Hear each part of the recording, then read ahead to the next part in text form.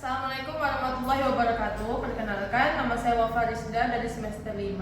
Di sini saya akan menjelaskan tentang bagian panggul. Tulang panggul memiliki 4 bagian. Ada 2 os coxae, 1 sacrum, dan 1 coccygeus.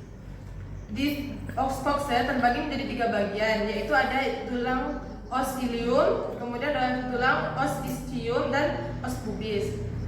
Di tulang ilium terjadi penebalan yang disebut dengan kristal iliaka. Kemudian di ilium terdapat 2 tonjolan yang disebut spina iliaca anterior superior dan spina iliaca anterior inferior. Kemudian di belakang juga terdapat tonjolan yang disebut spina iliaca posterior superior dan posterior inferior. Kemudian lanjut di tulang ischium terdapat penebalan yang disebut tuber ischiadicum. Kemudian terdapat juga tonjolan di dalam yang disebut spina ischiadicum kanan dan kiri. Kemudian lanjut ke tulang pubis.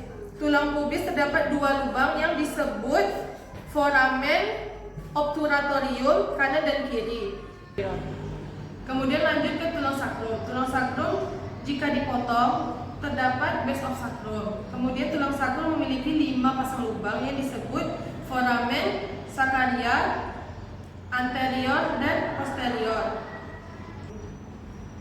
Kemudian terdapat garis penghubung antara tulang ilium dan sacrum yang disebut dengan articulatio sacroiliaca.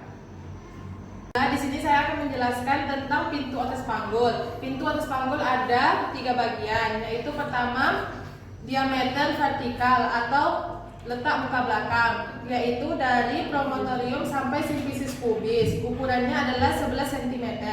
Kemudian yang kedua ada diameter transversal atau letak lintang, itu dari linea innominata sampai conjugate vera, ukurannya 12,5 cm sampai 13 cm. Kemudian ada diameter oblik atau letak serong, yaitu dari articulatio sacroiliaca sampai tuber pubisium, ukurannya adalah 13 cm. Selanjutnya kita masuk ke capum pelvis. Capum pelvis berada di pertengahan PAP dan PBP. Ada 2 bagian. Yang pertama bagian terluas panggul dan bagian tersempit panggul. Bagian terluas panggul dimulai dari pertengahan simfisis ke pertengahan acetabulum sampai dengan pertengahan sakral 2 dan 3. Kemudian masuk ke bidang tersempit panggul. Pertama ada letak muka belakang dimulai dari bawah simfisis sampai ke pertengahan sakral 4 dan 5. Kemudian ada letak lintang. Letak lintang dimulai dari spina ischiadica kanan dan kiri.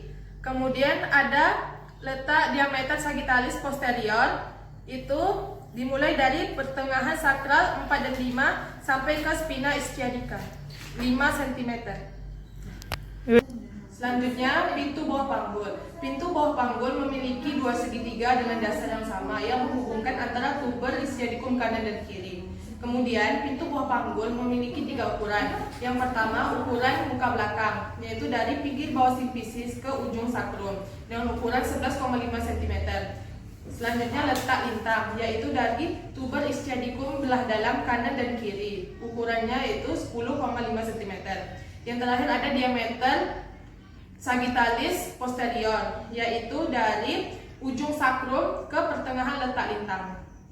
Baiklah, terakhir saya akan menjelaskan tentang kepala bayi atau janin, yaitu frontal, parietal, temporal, occipital, nasal, maxilla, mandibula, zigomatik, penoid, ethmoid. Itulah kepala bayi. Baiklah, sekian video dari saya tentang tulang panggul dan tulang kepala bayi. Jika ada salah kata, mohon maaf. Assalamualaikum warahmatullahi wabarakatuh.